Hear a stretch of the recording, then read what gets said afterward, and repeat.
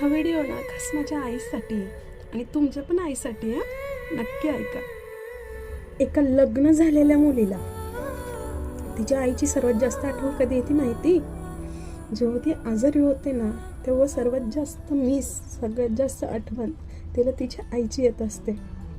कारण तिच्या आईची जागा ना कोणच नाही घेऊ शकत. कोणच तिला 10 वेळा म्हणू शकत नाही की उठ बाळा, खा, औषध घे, गोळी घे.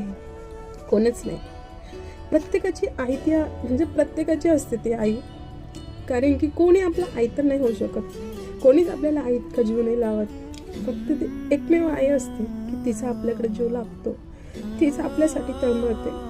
बाकीचे 4 वेळा म्हणतील खा खा, 5व्यांदी लक्ष नाही देणार. पण आईच अशी असते, जोपर्यंत आपण खात नाही ना तोपर्यंत ती पण शांत नाही बसत. ती आई असते.